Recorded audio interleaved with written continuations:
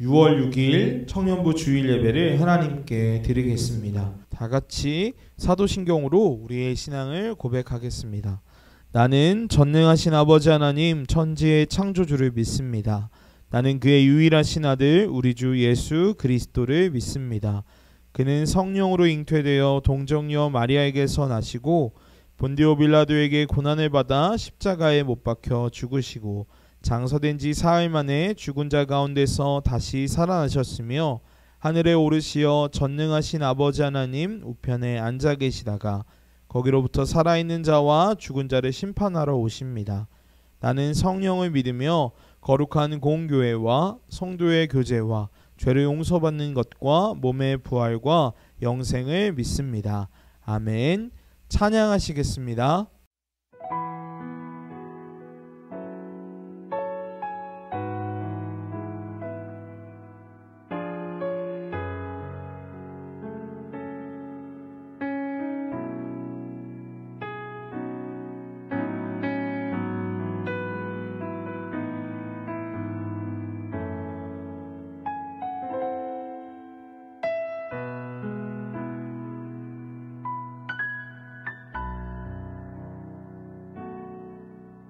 내 마음속 전부를 다시는 주님 나 당신께 숨길 것 하나 없네. 주고자 앞에 나아가 다 하려니 모든 근심과 슬픔 사라지네. 내가 어디에 있든 주 함께 하시니 내가 서 있는 이곳 바로 천국. 주보좌 앞에 나아가 나처라니 주의 은혜와 사랑 넘쳐나네. 내 맘에 늘 계시고 나 주 안에 늘 거하니 놀라운 사랑 그 사랑 앞에 나 나아가 목소리 높여 찬양 드리네.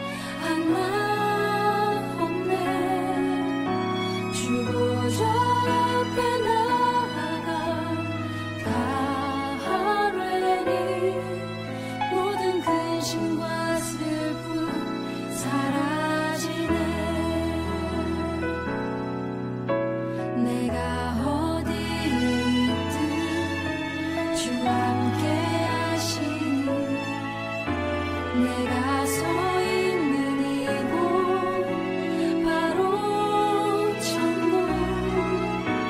주보좌 앞에 나아가 나처라니 주의 은혜와 사랑 넘쳐나네. 주 내 맘에 늘 계시고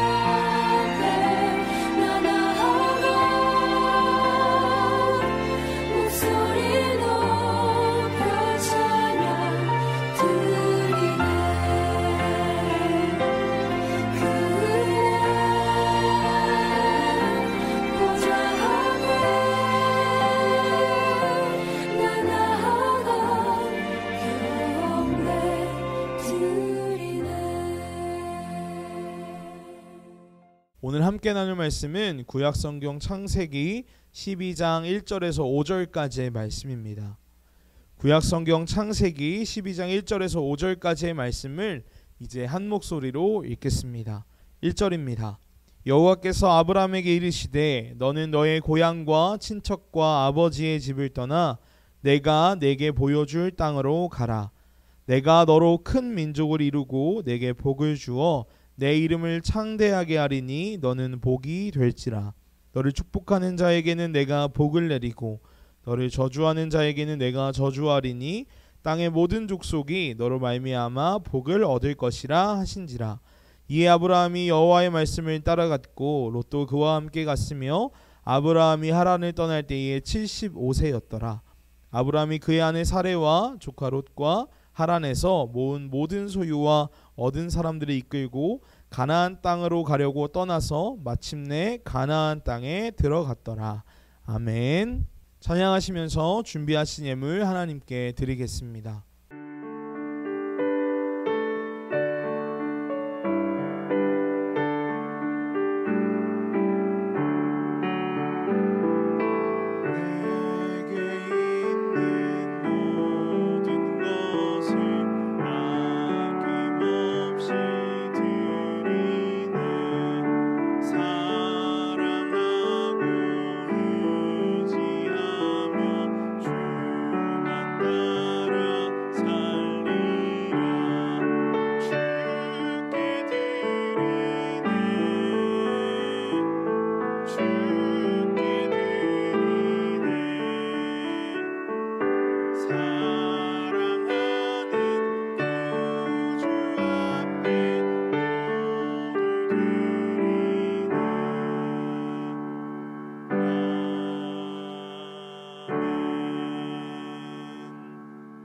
기도합니다. 생명의 하나님 감사합니다. 오늘도 우리의 삶을 빚어가시는 주님을 전심으로 찬양합니다. 하나님, 주님께 나와 예배하는 이 시간이 가장 귀하고 기쁜 시간임을 고백하오니 우리 모든 청년들과 함께하여 주십시오. 일터에서, 가정에서, 학업으로 또 자신의 사명을 쫓아 살아가는 이들이 있습니다. 늘 건강으로 지켜주시고 항상 주님 안에서 평안하고 행복할 수 있도록 우리 청년들 붙잡아 주세요. 우리 청년들이 이 시간 하나님께 나와 예물을 드립니다. 이 예물 하나님 기뻐 받아주시고 쓰이는 곳곳마다 헌금이 닿는 그 모든 공간과 사람들마다 하나님의 뜻이 이루어지고 하나님의 나라가 세워질 수 있도록 하나님께서 함께해 주세요. 감사드리며 이 모든 말씀 예수님의 이름으로 간절히 기도드립니다. 아멘. 이제 말씀을 전하겠습니다. 창세기 3장 선악과 사건 이후로 인간은 자기의 욕망을 최우선에 두기 시작합니다. 자신의 욕망, 그 해소되지 않는 갈증을 해결하기 위해 다른 모든 이들을 도구화하는 죄를 점점점 대범하게 저지르죠. 하나님은 인간에게 이성과 지혜 그리고 자유라는 능력을 주시면서 죄를 다스리며 하나님의 길을 걸으라 말씀하셨지만 그 부르심을 벗어나 인간은 자기의 뜻대로 살아갔습니다. 비열한 아담이 자기의 배필 하와가 죽어가는 것을 관망했던 것처럼 보다 적극적으로 가인이 자신의 분을 해소하기 위해 아벨을 쳐서 죽인 것처럼 원역사라고 불리는 창세기 3장부터 11장 인류의 원래 역사라고 불리는 이 부분은 인간의 범죄와 그 존재의 민낯이 매우 적나라하게 드러나고 있습니다. 그럼에도 하나님은 꾸준히 사람을 향해 말씀하시고 대화의 자리로 부르십니다. 그러나 하나님의 포기하지 않는 사랑에도 불구하고 시간이 흘러 노아의 시대에 다다르기까지 온 땅에는 죄와 그 죄로 인한 사람들의 울부짖음이 가득하게 됩니다. 우리가 잘 아는 것처럼 노아는 방주를 짓고 대홍수에 대비한 사람이죠. 그러나 인류는 대홍수, 하나님의 물의 심판을 경험한 이후에도 계속해서 다른 방법으로 죄를 도모합니다. 방주 사건 이후에 11장을 보시면 바벨탑 이야기가 등장하는데요. 사람들은 하나님과 같아지려는 욕망으로 모이고 모든 지혜와 힘을 모아서 높은 탑을 쌓습니다. 실제로 그 바벨탑이 얼마나 높은 탑이었는지 또 얼마나 그 위험이 대단했는지는 알 수 없겠죠. 그러나 바벨탑 이야기는 분명하게 창세기 3장과 공명하고 있습니다. 선악과를 먹음으로 하나님과 같이 눈이 밝아지려고 했던 아담과 하와의 모습이 정확히 창세기 11장 바벨탑 사건과 오버랩되기 때문이죠. 이처럼 나를 위해 다른 일을 가볍게 여김으로 짓밟고 결국에는 그 모든 것을 창조하신 하나님을 우습게 여기는 창세기 3장의 죄가 반복되고 또 재생산되고 있음을 볼 수 있습니다. 선악과 가인과 아벨, 바벨탑 일련의 사건은 과거의 일이 아니라 분명 오늘 우리에게 일어나는 현재 진행형의 사건일 것입니다. 창조가 계속되는 것처럼 말이죠. 지독한 우리 사람들의 삶을 돌아보며 창세기 1장부터 11장까지 읽고 나면 이런 질문이 피어오릅니다. 범죄한 아담과 하와에게 가죽옷을 입히고 아벨을 죽인 가인을 지켜주셨습니다. 하나님께서는 악인들의 시대에 방주를 마련하시고 그 안전한 곳으로 들어와 살게 하셨죠. 어찌 보면 하나님은 하나님의 일을 다 하신 것 같습니다. 그런데도 우리 인류가 이 모양 이 꼴이라면 도대체 앞으로 어떻게 해야 할까요?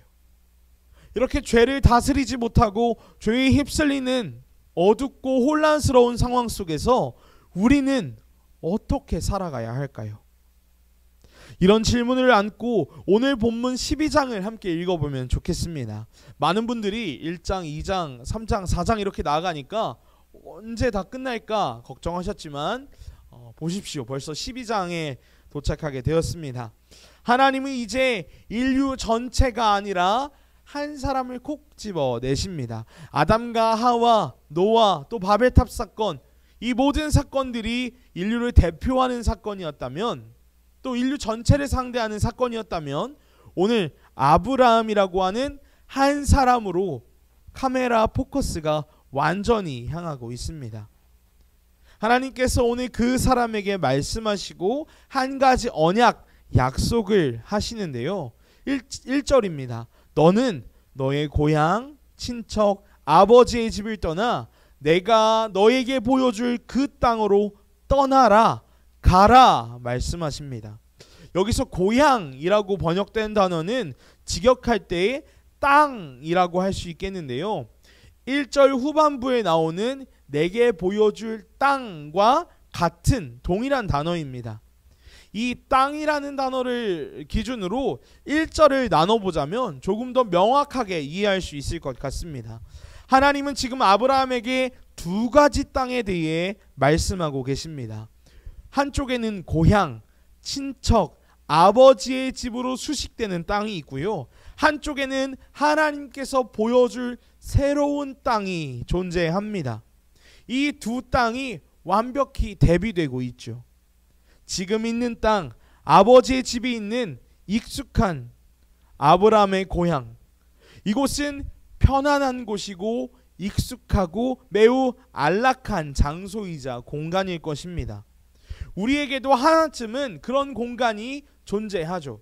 아무래도 이불 속이 그런 공간일 것 같습니다. 그런데 하나님께서는 아브라함에게 네가 가야 할 곳이 있다, 구체적인 지명이나 도로명 주소는 알려주지 않으셨지만 내가 너에게 보여줄 땅이 있으니 그곳으로 가라 말씀하십니다.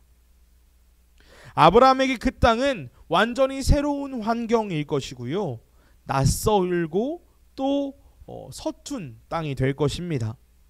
서두에 이야기한 노아와는 전혀 다른 부르심이죠.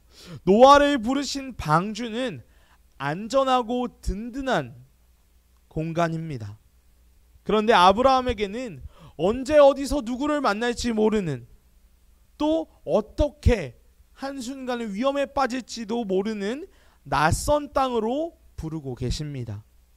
지금처럼 국경이 명확하고 또 치안이 확보되지 않았던 고대 세계에서 낯선 땅으로의 이동, 그것도 잠시가 아니라 여정을 떠난다는 것은 매우 취약한 상황에 돌입하는 것과 같습니다. 게다가 아브라함은 지금 있는 곳에서 꽤 든든한 자리, 꽤 안락한 자리를 안정적으로 만들어 놓은 상황이었는데요. 왜 하나님은 구태여 아브라함을 콕 집어내셔서 낯선 곳, 서투른 땅, 새로운 공간으로 아브라함을 불러내고 계신 걸까요?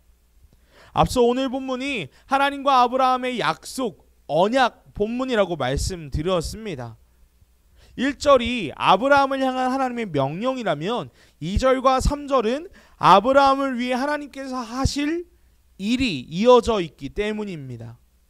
내가 너로, 2절입니다, 큰 민족을 이루고 내게 복을 주어 내 이름을 창대하게 하겠다. 너는 그리고 복이 될 것이다. 3절, 네가 복이 된다는 것은 무엇이냐면 너를 저주하는 사람에게 내가 저주하고 복을 축복하는 자에게, 복을 빌어주는 이에게 내가 또 복을 빌어주겠다. 결국 땅의 모든 이들이 너를 통해 복을 얻게 될 것이다 라고 말씀하십니다. 1절의 핵심 단어가 땅이었다면 2절과 3절의 키워드는 복이라고 할 수 있을 것 같습니다.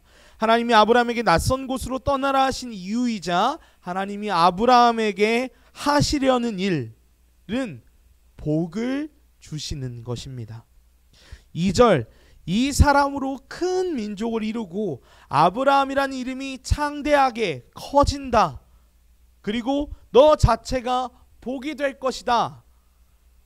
이 말씀은 우리 중에 누구도 거부할 리 없는 말씀입니다. 교회를 안 다녀도 아마 이 말을 듣고 기분 나빠할 사람은 아무도 없을 것입니다. 우리 가족이 잘 되고 내 이름이 커지고 입신양명이겠죠. 심지어 내가 복 그 자체가 된다는 이 엄청난 말씀, 이 말씀을 싫어할 사람이 어디 있을까요? 그래서 우리는 조금 더 세밀하게 하나님이 약속하신 복이 무엇인지 살펴볼 필요가 있습니다.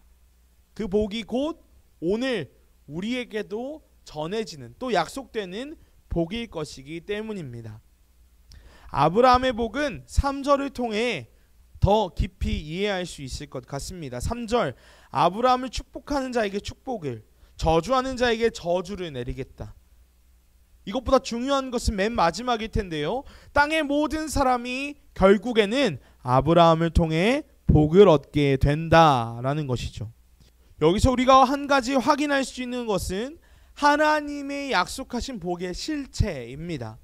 하나님의 복은 한 사람의 잘됨, 성공, 출세, 입신양명과 같은 개인적인 영역의 것을 넘어서 세상 모든 이가 함께 누릴 수 있는 공적인 복이라는 것이죠. 흔히 교회에서 복과 크게 되는 것을 경계합니다. 그것을 목적으로 하는 신앙을 기복신앙이라고 부르며 그것을 불균형한 신앙이라며 비판했죠. 기복신앙이란 말이 좀 어렵게 느껴질 수 있겠지만 쉽게 말해 복을 기대하고 복에만 기대는 신앙이라고 볼 수 있습니다. 그런데 본문을 보니 하나님께서 직접 복을 주시겠다라고, 네 이름을 크게 해주겠다라고, 큰 민족을 이루겠다라고 분명히 약속하십니다. 그러니까 우리가 하나님께 복을 구하는 것 자체는 문제가 될 수 없겠죠. 다만 여기서 중요한 것은 우리가 기대하는 복과 하나님이 주시려는 복의 차이가 있을 수 있다는 것이죠. 하나님이 주시는 복에 성공과 잘됨, 부유해짐, 출세가 없는 것은 아니지만 결코 그것이 본질이거나 전부는 아니라는 것입니다. 하나님의 약속, 하나님의 축복은 개인적인 것을 넘어 공적인 것에 가깝기 때문입니다. 중요한 것은 하나님이 우리를 통해 모든 사람이, 온 세상이 복을 얻게 되는 그림을 그리시고 있다는 것입니다.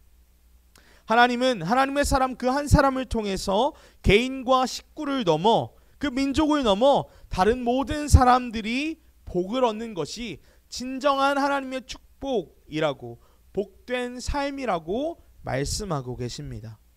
그리고 하나님은 아브라함을, 그리고 오늘 저와 여러분을 그 복된 삶으로 부르시고 계신 것이죠. 그러므로 우리에게 큰 복을 주시는 것은 결국 우리의 관심사가 되어서는 안 됩니다. 우리가 하나님께 복을 기대고 구하고 또 바라는 것은 전혀 문제될 것이 없지만, 그것만 바라며 하나님께 계속해서 그것만 요청하는 것은 분명 무언가 잘못된 신앙일 것입니다. 복을 내리는 것도, 어떤 복을 주실 결정하는 것도 하나님의 주권 아래에 있는 하나님의 일이기 때문이죠. 그것보다 우리가 해야 할 일은 오늘 창세기 12장 4절의 아브라함처럼 하나님의 뜻에, 하나님의 말씀에 순종하는 것입니다. 그것이 우리가 해야 할 일이고 우리가 할 수 있는 우리의 일이기 때문입니다. 하나님의 일은 하나님께 두고 우리는 그분의 말씀 따라 우리가 할 수 있는 일에 집중하는 것이 올바른 균형 잡힌 신앙이라고 부를 수 있을 것 같습니다. 4절 볼까요? 아브라함은 하나님의 말씀을 따라 낯선 곳으로의 발걸음을 시작합니다.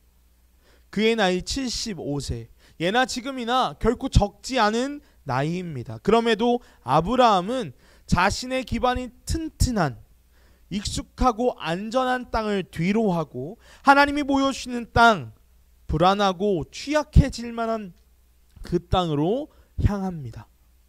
5절은 그가 자신의 식구들과 떠난 그 땅이 가나안이라고 밝히고 있습니다. 그런데 여러분, 여기 하나 반전이 있습니다. 그렇게 유쾌한 반전은 아닌데요. 무엇이냐면 문맥상 1절에 떠나라고 하셨으니 이제 아브라함이 향하는 가나안 땅은 아브라함의 것이 되어야 하겠죠. 그리고 우리가 상상하기로는 이 가나안 땅은 기존에 있던 땅보다 훨씬 더 비옥하고 성공하기 유리한 입지 조건을 갖추고 있어야 할 것 같습니다. 그러나 가나안 땅은 지리적으로도 아브라함의 고향보다 훨씬 낙후된 지역, 발전이 더디고 척박한 지역입니다.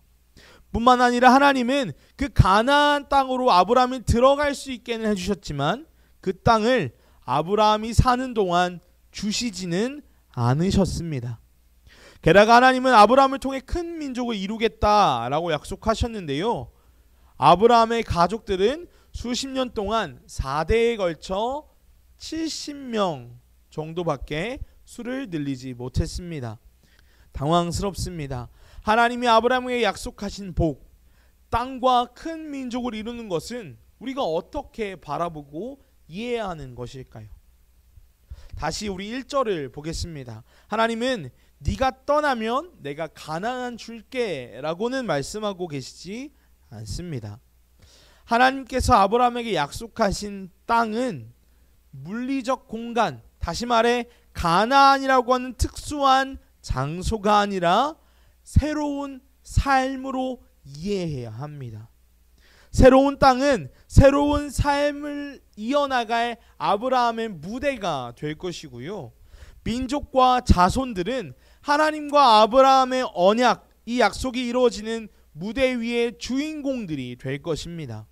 이 말씀에서 중요한 것은 하나님의 말씀을 따라 순종하면 땅이 생긴다, 복을 받는다, 내가 부유해진다가 아니라 하나님께서 우리를 향해 익숙한 곳에서 떠나 새로운 땅으로, 새로운 삶으로 나아오라 부르시고 있다는 것입니다. 하나님이 복 주시는 것은 우리가 계속 살펴봐야겠지만 분명한 것은 하나님의 부르심이 낯설고 취약한 곳으로의 부르심이라는 것입니다. 새로운 삶으로 아브라함을 초청하고 계시다는 것, 그리고 그 부르심에 아브라함이 순종하며 응답하고 있다는 것이 오늘 창세기 12장 1절에서 5절까지의 말씀입니다. 만일 이 말씀을 진짜 가나안 땅이라고 이해한다면, 창세기 12장 1절의 땅이 가나안 땅이다 라고 이해해버리면, 그리고 아브라함 가문을 향한 메시지다 라고 읽어낸다면 한국에 사는 우리들과는 전혀 상관없는 본문이 될 것입니다. 뿐만 아니라 우리 모두는 팔레스타인 땅에서 지금 일어나고 있는 내전에 참여해야 할 것입니다. 그러나 오늘 말씀은 새로운 삶으로의 부르심을 나타내는 말씀입니다. 그리고 아브라함이 그 부르심에 순종하는 것으로 읽어야 합니다. 그런데 아무리 땅을 삶으로 읽어도 어색합니다. 신이라면, 하나님이라면 우리를 좀 편안하게 해줘야 되는 거 아닐까요? 우리를 좀 안락하게 해줘야 되는 거 아닐까요? 이렇게 질문이 생길 수 있죠. 현재 존재하는 다른 모든 종교와 신들이 대부분 직간접적으로 모두 인류를 위해, 인류의 안락함을 위해 봉사하고 있기 때문입니다. 그러나 기독교가 주님이라고 부르는 하나님은 우리에게 익숙하고 안락한 곳에서 떠나 낯설고 새롭고 취약한 삶으로 나아가라 말씀하고 있습니다. 그리고 우리가 하나님의 말씀을 따라 아브라함처럼 익숙한 삶의 자리를 비우고 하나님이 보여주시는 새로운 삶의 방식을 따라 살아갈 때에 우리의 이름이 창대해질 것이라고, 우리로 모든 사람들이 새로운 복을 만나게 될 것이라고 약속하고 계십니다. 그렇다면 그 삶의 방식은 무엇일까요? 하나님이 아브라함에게 요구하시고 또 우리에게 요청하시는 이전과 다른 새로운 삶의 방식은 어떤 것일까요? 아마 그 방식이, 새로운 삶이 창세기와 구약성경 그리고 예수님과 신약성경을 관통하는 중요한 핵심적인 부르심일 텐데, 그것이 과연 무엇일까요? 그것은 다음 주에 우리 함께 알아보도록 하겠습니다. 다만 말씀을 맺기 전에 한 가지만 짧게 생각해 볼 만한 것을 나누도록 하겠습니다. 어제가 세계 환경의 날이었고요. 오늘이 총회에서 정한 환경 주일입니다. 오늘 아브라함을 향한 부르심과 잘 어울리는 주제인 것 같습니다. 나의 익숙함과 편리함을 뒤로하고 낯설고 불편한 선택을 할 때에 나로 인해 다른 모든 생명과 이 세계가 복을 얻게 된다는 것. 나와 상관없어 보이지만 나의 그 불편함, 나의 그 취약해짐을 통해 다른 이가 안식을 누리게 된다는 것. 저는 이것이 환경주의와 오늘 아브라함의 부르심과 매우 밀접하게 연결되어 있다라고 생각합니다. 그래서 환경주일, 또 오늘 말씀을 좀 더 깊게 이해하고 또 재밌게 청년들과 생각해 보기 위해서 톡방에 링크 하나를 공유해 드리도록 하겠습니다. 처치 포 얼스라고 해서 온라인으로 즐기는 기독교 환경 페스티벌입니다. 웹 애플리케이션 형태라서 접근도 어렵지 않으니까요. 준비된 컨텐츠들을 살펴보고, 거기 보면 뮤직비디오도 있고 뭐 간단한 게임 같은 것도 있습니다. 살펴보면서 같이 오늘 말씀도 또 환경 이슈에 대해서도 고민해보는 시간을 가지면, 또 생각을 넓혀가는 시간을 가지면 좋을 것 같습니다. 아브라함을 향한 복된 주님의 음성이 저와 여러분을 향하고 있음을 우리가 깨달았으면 좋겠습니다. 우리도 아브라함처럼 용기 있게 하나님의 길을 걸어가는 우리 한 주가 되시기를 간절히 기도하겠습니다. 찬양하겠습니다.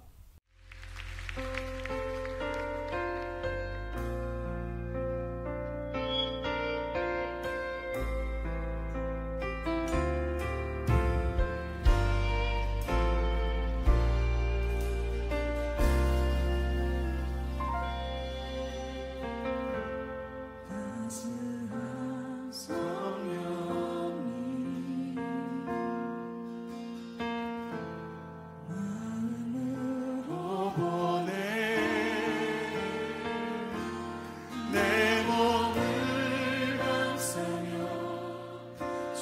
주어지는 평안함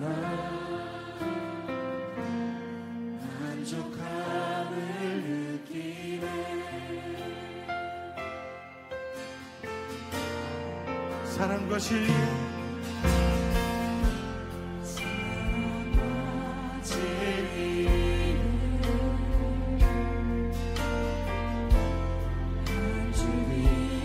뻔해 내 몸을 감싸며 주어지는 평안함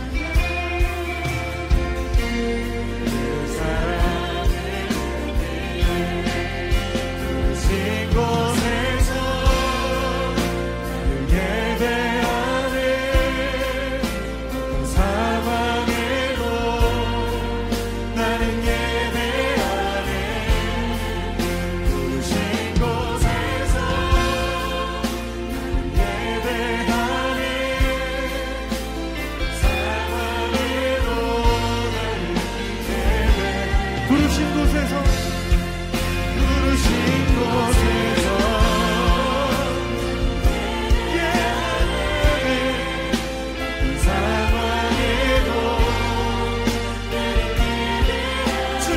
주님 안에 있습니다.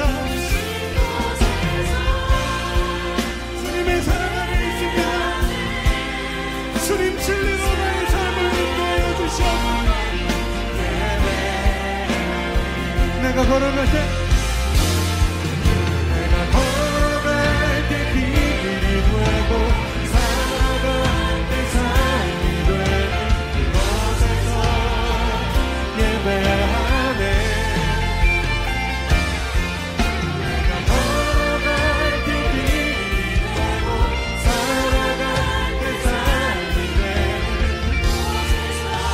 믿음으로 나아갑시다. 목소리로 내가 걸어갈 때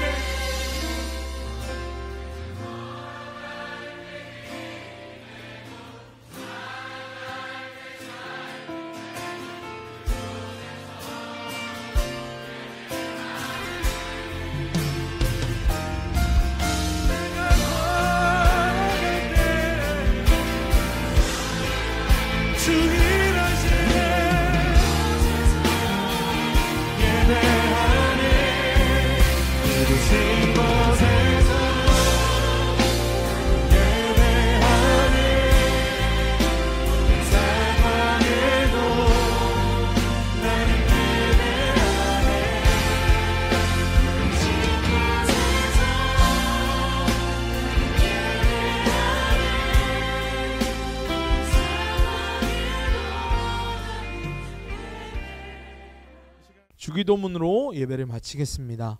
하늘에 계신 우리 아버지, 아버지의 이름을 거룩하게 하시며 아버지의 나라가 오게 하시며 아버지의 뜻이 하늘에서와 같이 땅에서도 이루어지게 하소서.